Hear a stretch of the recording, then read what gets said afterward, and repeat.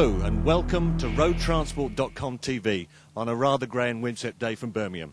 Across the next 3 days we're going to be bringing you the very best of the CV show in association with Chevron Global Lubricants. I'm Brian Weatherley, and across the next 3 days we're going to have the very best of the CV show, the news, the gossip, the product launches and those top interviews. Of course, as this is the biggest show in the UK, it's only right that we kick off in front of this vehicle, the concept longer heavier vehicle EcoLink Denby Double. And we're going to be talking about LHVs later in the show. But first of all, I'm going to catch up with my old mate Andy Salter, editor of Commercial Motor, who's going to tell me what he hopes to find at the show. Hi Brian, there is so much for us to see over the next 3 days. I tell you, wherever we go there's news. I've been looking through the show guide and we've got the new Hino 300 series, which is a new little lightweight vehicle from the Japanese truck manufacturer. Got a 12-tonner from Isuzu. Last night I was at a Ford event and they're telling me that there's a 200 horsepower Transit in the halls. I say wherever we go there's news. I can't wait to get stuck in. Okay, well, curb your enthusiasm. We're going to hit the halls right now. You take the high road, I'll take the low road, and we'll have a webcast by 6 o'clock tonight. In recent months there's been speculation about the long-term future of the CV show at Birmingham. Some manufacturers like it every year, other manufacturers would like it every other year, and some trailer manufacturers think it's too expensive no matter what the frequency. And there's a small rival on the horizon now, with the tipper show back at the traditional venue at Harrogate. So what's the CV show going to be doing to meet the customers' needs and also to beat off the competition? To answer that question, I'm joined by David Sedgley, chairman of the CV show organising committee. David. Good morning, Brian, and good to see you again. Thank you. And yes, here we are in Birmingham at the NEC for the 8th successful CV show. It will be successful. We've been here since 2000. We've been through the small regional shows in Birmingham, Telford, Harrogate in the 80s and 90s. Now we have one show which serves all people in our transport industry. I'm confident that we'll go forward from here. We're meeting the requirement for the exhibitors. We're certainly exceeding the expectations of our visitors, and I feel sure that we will go forward. We can cater for people who want a biannual show, because we are already talking to people for the 2008 show, trailer manufacturers, as you mentioned, who are not here today, who don't object to the cash, but feel that they would like a biannual show. That's fine. We give them one, and I know that we're already in conversation for 2008 with them. You're watching Road Transport TV in association with Chevron Global Lubricants. Right, I'm here on the DAF truck stand in the shadow of the reigning International Truck of the Year, the DAF XF105, the top-of-the-range flagship tractor unit. The DAF Trucks market story really is a success. In the UK now, nearly 30% of all new truck sales bear the DAF Trucks badge. It's also a success that seems to be emanating across into Europe as well, where nearly 1 in 6 vehicles sold bear the DAF Trucks badge. I'm going to have a chat now to the DAF Marketing Director, Tony Payne, and also Kerry McDonagh, who's the Sales and Marketing Director for DAF Trucks in Europe and sits on the board of management. So come and join me. Chaps, a hearty welcome to Road Transport Television. We're here at Commercial Vehicle Show, Birmingham. I've just been doing a piece about the new sales figures. 30% sales in the UK, nearly 1 in 6 vehicles sold in Europe bearing the DAF badge. So what's going on? You giving them away or what? No, Andy, it's about focus. It's about listening to customers, giving them the right product. Focus on getting that right, like the XF105, and then focus on dealer network and backup. When they've got that truck, keep it on the road and earning money. That's how you build market share. That's how you give customers value. Well, it certainly seems to be working, because when we speak to UK operators, it's the backup that always comes up time and time again of the fantastic DAF dealer network. So that's the secret of success in the UK, Tony? That's very much part of it. It's all about having the right sort of backup, the right dealer network, and being to make the right offer to the customer on the right day. So you're not giving them away? We're certainly not giving them away, that's for sure. So we're back at Birmingham again.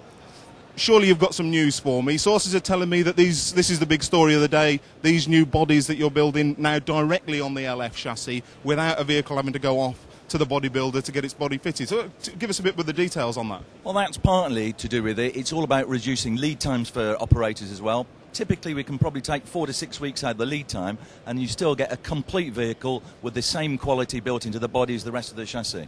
Right. OK, so that's Andy Salter reporting from the DAF Truck stand for Road Transport Television. Onwards. I'm here with Laurent Farman, the Managing Director of Renault Trucks UK. Laurent, welcome to Road Transport Television. The main news, clearly, for Renault Trucks here is the launch of the new Maxity. It's a model that can probably address a lot of the issues for road transport operators who are looking at 3.5, 7.5 tonnes and ways to avoid speed limiter regulations, driver's hours and digital tachographs. Tell us a little bit about Maxity. Yeah, you are right. I think that the Maxity is the perfect answer for all those customers who want to avoid all those new regulations. And you could add also that with the Maxity you can avoid more and more the restrictions that are being set in. Yes, of course. Yeah. That are being put in the truck circulation in downtowns. Right. And where does Mascott fit in alongside Maxity? I understand there's some news announced with regard to Mascott here as well. Just give us the detail there. Yeah, in fact we are launching at the CV show the Euro 4, the new Euro 4 Mascott range with a new driveline and a new braking system. Mascott and Maxity are totally different range of products. Mascott is more 5 tons to 6.5 tons range of products, whereas the Maxity is more 3.5 tons of products. Right, so you're really ensuring that all the bases are covered as operators seek to make that buying decision. Yeah, exactly. I think that now between the Master, the Mascot and the Maxity, we have a full range of LCV to offer to our customers.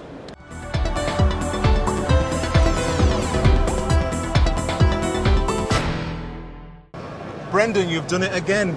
This time last year we were at Birmingham looking at the new tipper and the tractor range and capturing all the headlines, all the news stories went down to Hino's brand new vehicle.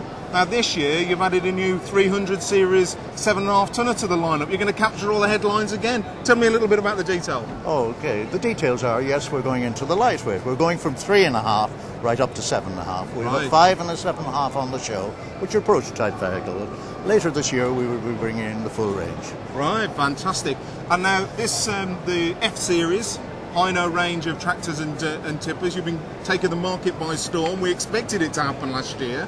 It's now happening. Somebody was telling me the other day that you're up to now nearly 20% of tractor market share for March. That's some going in the space of 12 months. It's the 8-wheeler market share for March that we have, and yes, we are up over the 18% there. We're in number 2 place, and we're still struggling on to go further.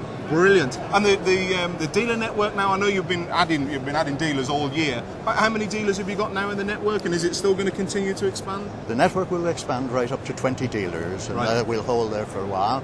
But the dealers are doing a very, very good job, and they're proving their point for us, and we've a long way to go yet. Fantastic. Well, you'll see it all on Road Transport Television later on tonight. But we'll also, no doubt, get a bit more news from you for next year. Give us a little bit. Come on, have you got a little snippet of information? Next year the snippet is the whole way through. We should have our 18-tonner into our marketplace and probably something else just to surprise you. Brilliant. Well, we'll look forward to coming back again next year. Cheers, Brendan. Thanks a lot. Thank you. All the best.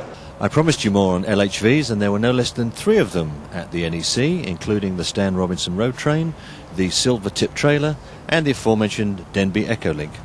We're joined now by the man who's literally put his money where his mouth is in terms of promoting the use of longer, heavier vehicles in the UK, Dick Denby.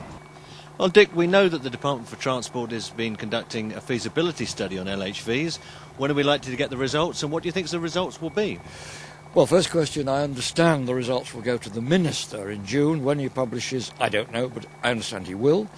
What will the results be? Well, he's had some very expensive, very experienced people to do this study, so I'm optimistic. They will find some way ahead.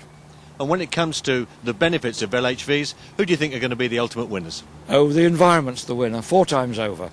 Less road deaths, less congestion, less diesel oil used, and less greenhouse gases. You can't do better than that, Brian.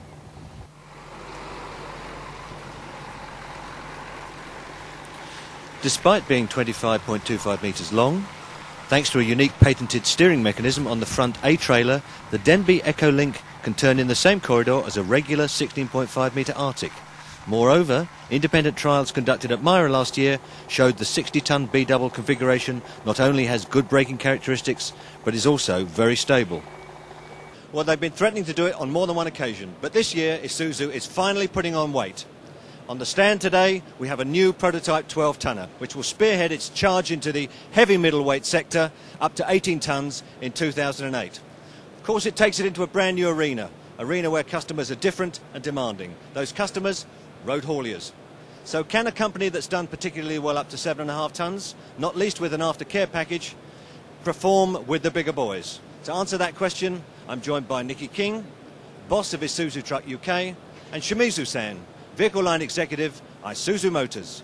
I think really the product speaks for itself, the reliability, and we've proved our customer service over the last 10 years with the lighter product. So I think we've done half the battle, but I agree it's a new market. As for the product, I think Shimizu-san must answer that and tell us a little bit about the new product as it's coming through. This is a new F-Series truck, which specification is a Japanese specification, and we are just about to start production this week. And this F-Series truck has been very successful in Japanese market, and we are now preparing introducing our F-Series truck to European market. And our product range will be GBW from 12 ton to up to 18 ton, and the engine horsepower range will be from 205 to 300 horsepower. Our product strengths will be reliability, durability, fuel economy, and more payload to European competition. Thank you. As Shimizu-san said, by the end of 2008, Isuzu will have expanded its current UK truck range with 10, 12, 15 and finally 18-tonners, all based on the very latest F-Series. And while the final spec for UK operators is yet to be hammered out, there'll be a choice of day, crew and sleeper cabs, 2 Euro-compliant engine families with EGR at 5.2 and 7.8 litres, offering power outputs up to 300 horsepower. 2007 is something of a double anniversary for Volvo. It's 80 years since it started building trucks in Sweden and 40 since it started importing them and selling them to great success in the UK. 2006 was something of an oddball year for the Swedish manufacturer, in which it saw its sales and market volume drop. So what's it going to do about it in 2007, particularly in the tractor sector, where it's always been up with the front runners? To answer that question, I'm joined by Volvo Truck and Bus boss, Markku Olkinoura. Couple of areas to celebrate already now in 2007. Hopefully in the end of the year there will be a third area to celebrate, which is an improved share in the UK market. We definitely want to grow the business faster than the market in 2007, and we have a good foundation to make it happen. On top of the completely renewed product range, we have also the new FL and FE. The new FE is a very, very good one in the construction as well as in distribution segment, between 18 to 26 tons.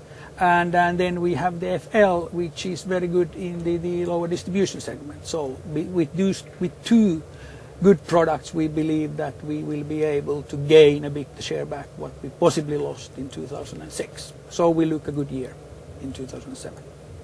To celebrate its 80th birthday, Volvo's even produced this splendid silver limited edition machine, available on FH16 and FH tractors. But hurry, they're only going to build 800 of them throughout Europe, and as soon as they're gone, that's it. The arrival late last year of the FL and FE ranges of 2 and 3 axle rigids has also provided the Swedish manufacturer with a brand new product focus from 18 tonnes and above.